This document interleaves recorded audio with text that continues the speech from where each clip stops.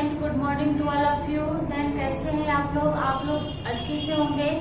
आइए, कल जो हम टॉपिक पढ़ रहे थे क्लास 7 में पाठ 17 जिसका नाम था पौधों में जनन। तो जनन के बारे में मैं आप लोग को बताई थी कि पौधों में किसी नए बीज का निर्माण करना ही क्या कहलाता है, जनन।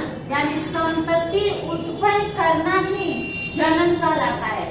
संतति उत्पन्न करना जनन कहलाता है। तो ये जो है संतति उत्पन्न केवल मनुष्यों में और जानवरों में ही नहीं होता, बल्कि संतति की उत्पत्ति पेड़ पौधों में भी होता है। पेड़ पौधों में भी दो भाग होते हैं, एक नर भाग होता है और एक मादा भाग होता है। ठीक है, तो जिस पौधों में नर और मादा दोनों भाग पाया जाता है उसे द्विलिंगी पौधा कहा जाता है।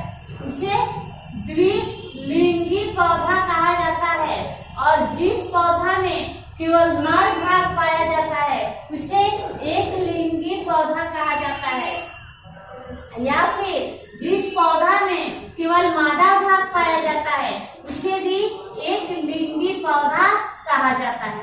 ठीक है, तो ये एक लिंगी और द्विलिंगी आप लोग जान गए।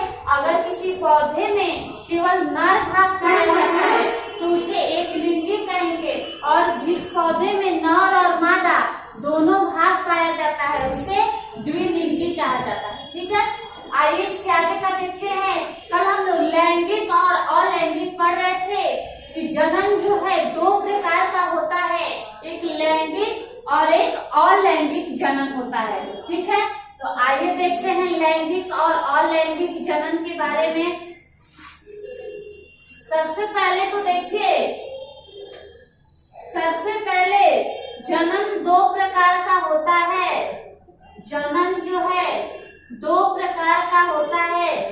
एक होता है लैंगिक जनन, लैंगिक जनन और अलैंगिक जनन। लैंगिक जनन और अलैंगिक जनन। ठीक है, तो आइए आज हम लैंगिक और अलैंगिक जनन के बारे में पढ़ेंगे कि लैंगिक जनन और अलैंगिक जनन क्या है। तो आज जो है हम देखेंगे लैंगिक और अलैंगिक जनन के बारे में। ठीक है, तो अलैंगिक जनन में जो है बीज की आवश्यकता नहीं पड़ती है। तो लैंगिक जनन के जो पौधे होते हैं वो बीज के द्वारा बोए जाते हैं। अगर किसी पौधे के रोपण के लिए हम बीज बोते हैं तो कौन सा जनन होगा, लैंगिक जनन होगा। अगर किसी पौधों को बोने के लिए हम कॉलम का उपयोग करते हैं, कॉलम यानी छोटा सा कोई पौधा है उसे हम लोगों ने उखाड़ के किसी दूसरे जगह पे लगा दिया कॉलम। तो कॉलम, जब कॉलम का पौधा जो लगाते हैं तो क्या होता है, अलैंगिक जनन होता है। कॉलम का पौधा का रोपना अलैंगिक जनन होता है। ठीक है, या दाब किसी पौधे को बहुत छोटा है उसे हमने धरती में दबा कर किया है तो क्या होगा, अलैंगिक जनन होगा। कॉलम के अतिरिक्त लेनिन, मुकुलन, खंडन, बीजाणु निर्माण का कायिक जनन अंग तथा बीजाणु तथा कायिक कल पर पढ़ाए थे ना।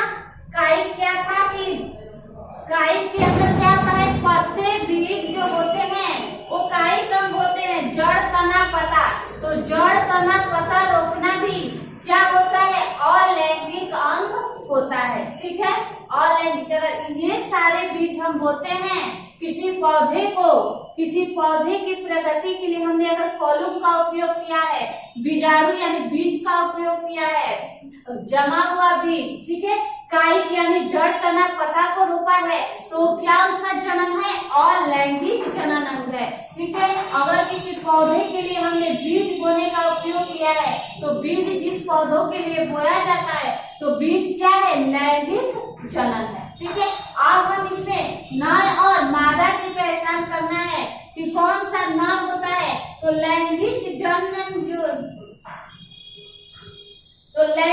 जनन में नर और मादा दोनों होते हैं। ठीक है, नर और मादा दोनों होते हैं। किसमें, लैंगिक जननांग में और अलैंगिक जननांग में केवल या तो नर होगा या केवल या तो मादा होगी। ठीक है,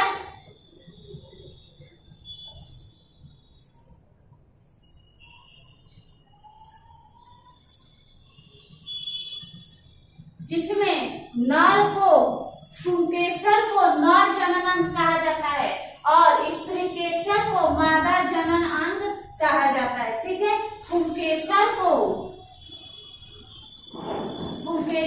नर जनन अंग और स्त्रीकेसर को मादा जनन अंग का। स्त्रीकेसर पुंकेसर बाद में देखेंगे, पहले आप इतना जानिए लैंगिक जनन में नर और मादा दोनों होता है और लैंगिक में या तो केवल मादा जनन अंग होगा या तो केवल नर जनन अंग होगा। लैंगिक बीज के लिए हम बोने, लैंगिक पौधों के लिए हम बीज का उपयोग करते हैं और अलैंगिक पौधों के लिए कलम, दाग, काई, जड़, तना, पत्तों के उपयोग के द्वारा जो पौधे तैयार किए जाते हैं वो क्या होते हैं, अलैंगिक जनन होते हैं। ठीक है, आइए इसे मिटाते हैं और देखते हैं फिर अगला।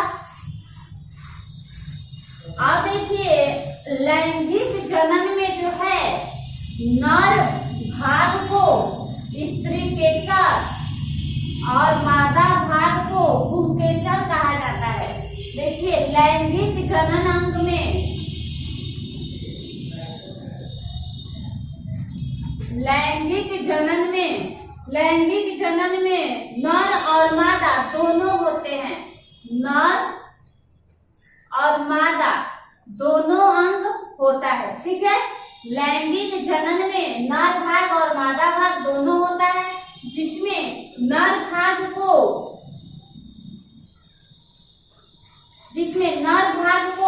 पुंकेसर कहा जाता है।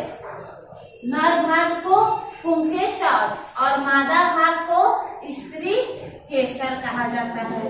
ठीक है, स्त्री मतलब स्त्री यानी फीमेल और नर मतलब मेल यानी पुरुष। ठीक है, तो ये आप लोग समझ गए। नर भाग को पुंकेसर, फूल के नर भाग को पुंकेसर कहा जाता है और फूलचर और मादा भाग को स्त्रीकेसर कहा जाता है। अब हमें देखना है एक लिंगी और द्विलिंगी क्या होता है। एक लिंगी और द्विलिंगी। ठीक है, तो एक लिंगी मतलब हो क्या, जिस पौधे में केवल एक भाग नर पाया जाता हो वो क्या होगा, एक लिंगी। और जिस पौधा में नर प्लस मादा दोनों भाग पाया जाता हो उसे क्या कहा जाता है, द्विलिंगी पौधा कहा जाता है। तो एक लिंगी पौधा को क्या कहेंगे, अलैंगिक जनन और द्विलिंगी पौधा को क्या कहेंगे, लैंगिक जनन। ठीक है, बस यही समझना है। अलैंगिक जनन एक लिंगी पौधा जिसमें केवल नर भाग पाया जाता है। द्विलिंगी पौधा यानी जिसमें नर और मादा दोनों भाग पाया जाता है उसे लैंगिक जनन। द्विलिंगी लैंगिक जनन, एक लिंगी और लैंगिक जनन। ठीक है, तो एक लिंगी और द्विलिंगी के बारे में और डिफिकल्टली हम कल पढ़ेंगे। इस सारे टॉपिक को आप लोग